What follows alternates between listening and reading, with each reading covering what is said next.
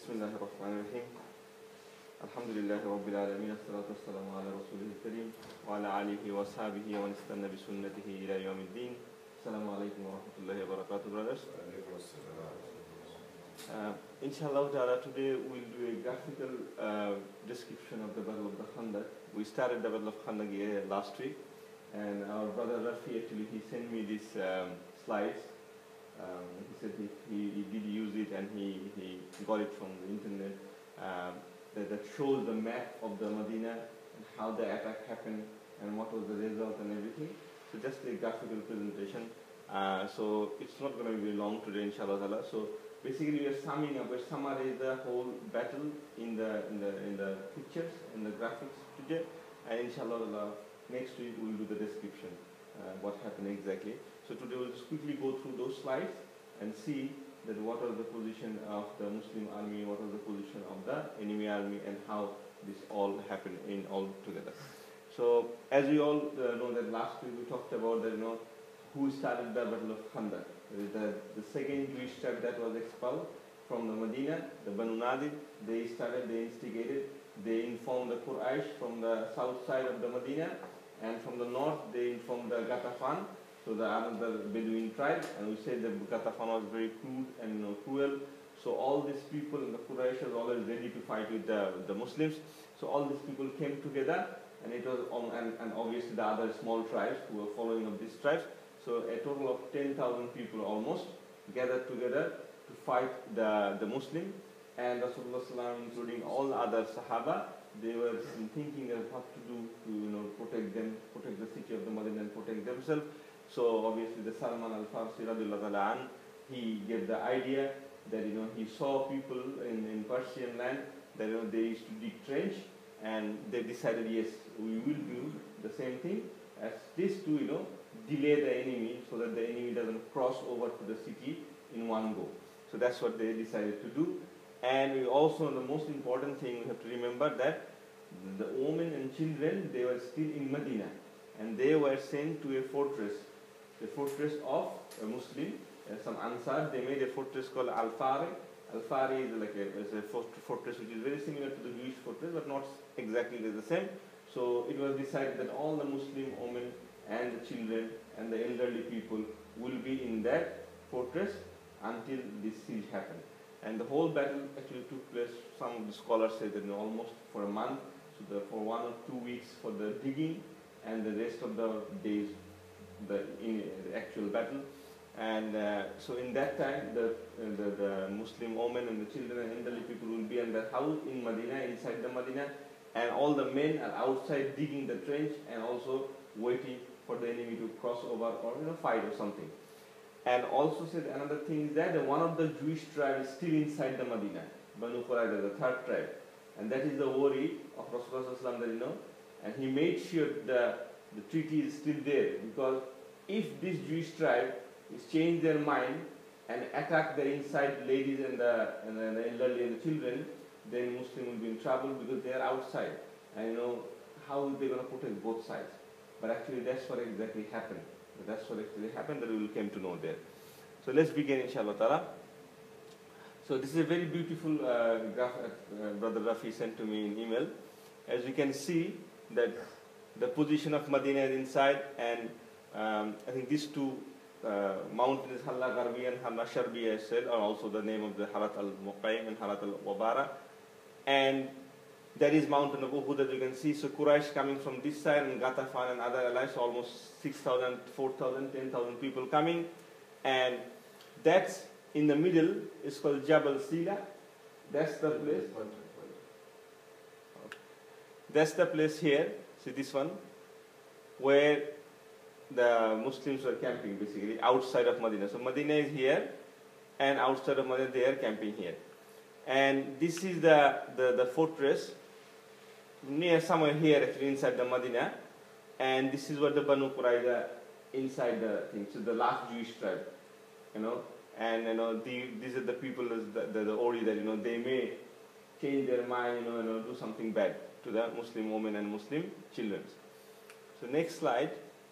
So it's just showing that the same thing, but they are coming towards the Medina, all the enemies, and also saying Al-Madinah is threatened by the threatened, and Salman al-Farsi suggested the idea of the trench. And now we can see the enemies are very close. Then the next one, it says, Prophet ﷺ approves and work starts immediately. So we already talked, the digging has started. Next week we'll talk about, there are some miracles happened during this period. At least 2 or 3 miracles happened from Rasulullah ﷺ about the food and everything.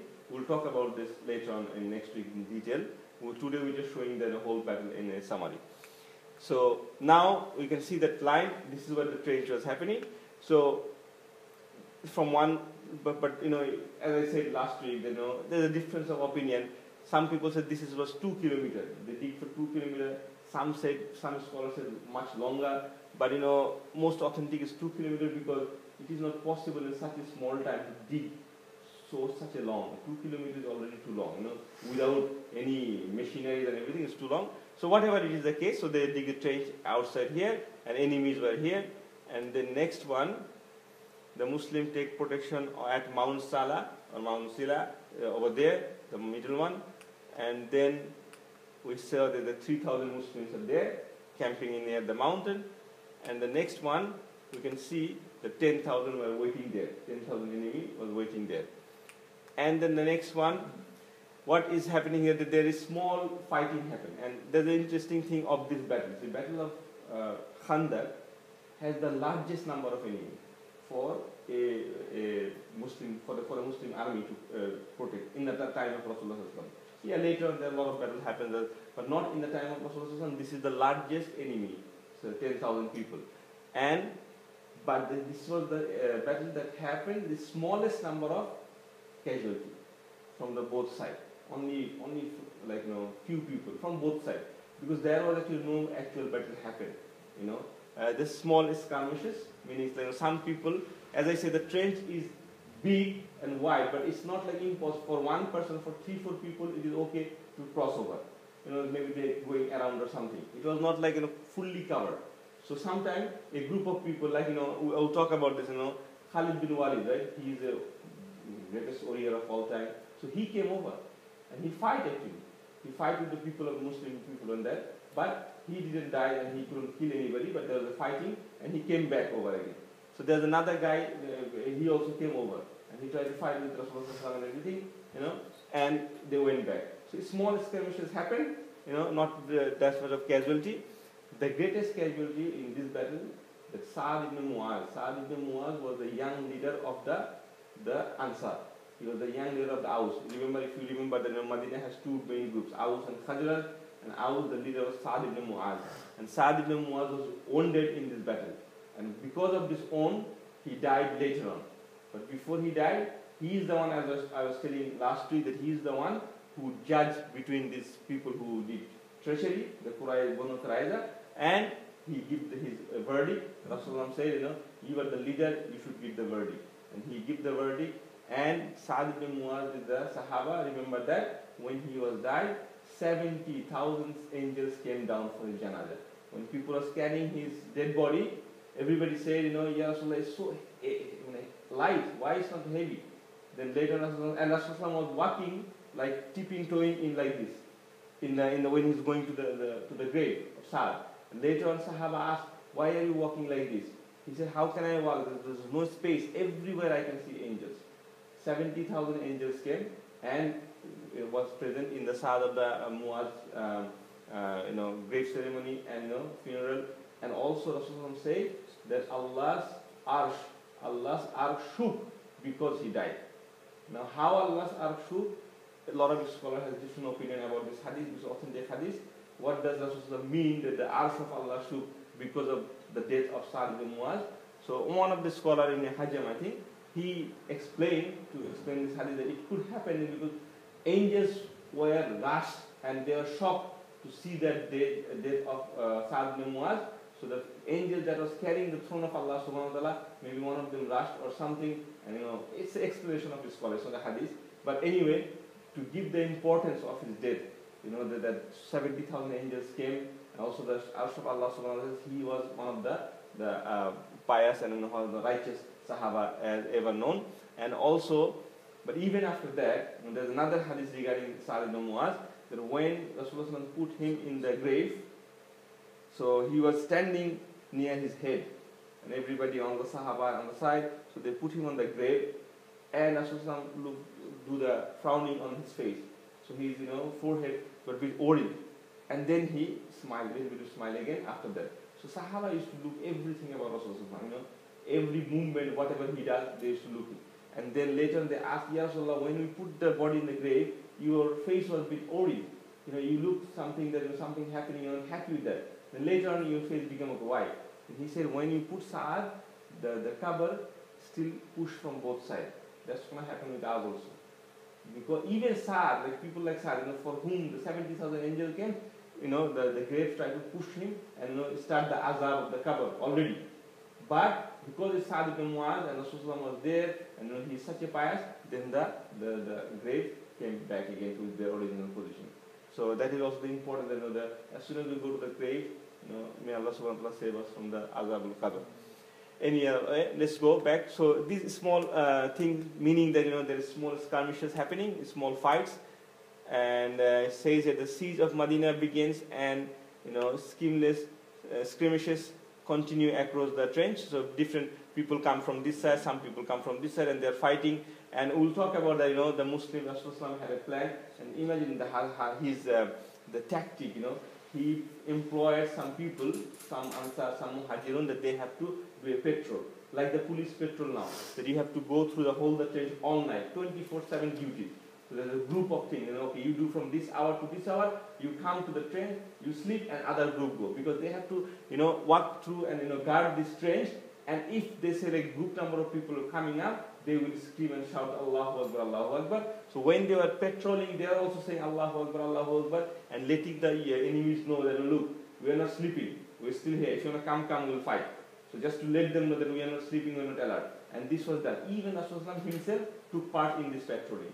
And he was patrolling one time, and then Sa'ad ibn Abi Waqqas, the other Sahaba, he is the Muhajirin, he is like that from early Muslim. He came and he told Rasulullah, Ya Rasulullah, you go, this is my turn now. I'm ready to give my service. Meaning that my shift comes, you sleep now. And Aisha Anha described this hadith, and she said, I will never forget Sa'ad ibn Abi Waqqas, because after the Rasulullah came and take a rest and he fall asleep, he was so tired. He's digging the trench and doing the patrolling and everything. So Rasulullah was not a leader like the leader of any other people of any time. He was always there in the front. Always there. It doesn't matter whether you're digging the trench, doesn't matter you're getting the food for people, doesn't matter you're patrolling, or doesn't matter you're fighting. Every time he was not like other kings and other emperors that he's sitting at the back and he's in his big chair or something and doing other people's work. Then next one. It says the description, if you say the change, Banu Qurayza decided to respond to the Huwai and Abu Sufyan and betray their wish to. So what's happening saying here basically, by the time this all is going, as I said, it's like 2 weeks or more than 2 weeks, people are doing this one. And one of the Huwai ibn Akhtab, he was the leader of Banu Nadir. So he went to that Banu Qurayza, I'm just telling it in shortcut, and he talked to them, he convinced them. These people of Banu Qurayza, actually the Jewish, they knew that Rasulullah renewed the treaty 3 times with them. And they were not ready to do the treachery. But this guy from Banu Nadir, the leader, he went there and he kept pushing and pushing and pushing. He said, don't worry this time. I brought 10,000 people. There's no way these people can stand this time. You just listen what I say and then tear the treaty up. And they had a piece of parchment or something, they had the treaty on, they tear it up. Initially they were reluctant to do that, but later on they said no. Because if someone comes and try to convince you, and from your own tribe, he was also Jewish, he was their friends and allies just few days before, and he is coming and telling them, look, this is they cannot do anything. And actually from his point of view, he was right. Because how can you fight 10,000 people with 3,000 people? It's impossible. And he was convincing that we're attacking from the top, you go from the bottom, we crash both sides, and Muslim will be finished forever. And which makes sense. But it is Allah subhanahu wa ta'ala's will that nothing can happen when Allah wants. So the next one, it's showing at the bottom, so the treason happened. So all the convincing happened and they changed their mind. That they're going to attack the Muslim ladies and the children that's living inside the Medina. And then the treason scenario. Al-Madinah is to be attacked from both sides simultaneously, as I said. And so they are going from this side. And Muslim now, some of the, because this information went to Rasulullah, where Rasulullah has like a premonition that he is thinking that something could happen, and he sent a group of people, and I think Zubair ibn Awam, he was one of them, to check what's happening there. And Zubair ibn Awam, when he go, he found out that these people have broken the treaty, and they are screaming down, who's Muhammad? We don't even know Muhammad. They're making fun of him, and everything. Just has completely changed their mind and everything. And that's when the Muslims said some of them had to go inside to protect our ladies. So out of 3,000, almost half or less than half went to inside to protect this one. Because they have to do it, otherwise all the children and the women are inside the Medina. And then, say, both sides are coming, and something, probably some, more skirmishes happening there, more fighting is happening there. And this is their plan. Basically, they are thinking that they will attack and they will finish Muslims from both sides. But what happened basically, before they do that, Allah subhanahu wa ta'ala changed the weather. Such a way that it was not favor for both sides. And Sahaba and the enemies, they were very much worried about this such a weather. I'll tell this everything in detail, inshallah ta'ala, next week. But that's what happened, that Allah subhanahu wa ta'ala sent such a weather that is cloudy and stormy. And even the Sahaba, this is the only battle, as described in the books of the Seerah, Sahaba say, this is the only battle they were scared so much. They are not scared that much in Uhud, and even although Uhud has so many casualties, but they are not scared that much because they have both sides attacking. The number was huge. Their children, the whole city is involved. Badr happened in the battle of the Badr, in the field of the Badr. Uhud happened near the mountain of Uhud. But now it's everybody inside the Medina. It's not only the people, the masjid, the houses, everything can be destroyed. Their property, whatever the Muslim had, everything will be finished if they come from both sides, both groups. And Banu Qurayza also almost like, almost 2,000 men. At least 2,000, no, at least 2,000 people, so 700-800 men is there. So another big attack from this side also. So that's why this was the time, and Allah described in the Surah Al-Ahzab that your heart was not in the heart, it was in your throat. As it mentioned in English, that you can't control like that. They're so much scared and everything. So we'll go into the details, inshallah, next week. So as you can see, the weather becoming bad, and the enemy has something else happened, and the enemy decided, no, we cannot continue anymore. And also there was a problem between the leadership of Abu Sufyan, because remember Abu Sufyan was selected the enemy leader. So there are some people, the Ghatafan and everything, they said, no, we're not going to take your leadership and stuff like that. So something happened, and they tried to decide to go away from the Medina. And as you can see, they are going away. So, and at the end, Allah subhanahu wa ta'ala has saved the Medina and defeated the people of the Ahzab, so they couldn't do anything. And as I said, it's only a few number of people, only 2-3 people were had the casualty. And that's why we finish here today, inshallah ta'ala. Next week, whatever I said today, we'll go into details as we do every time with the description of the hadith, what Sahaba did, what Rasulullah said, what was his action and everything. So jazakallahu khair wa akhiru alhamdulillahi rabbil alamin.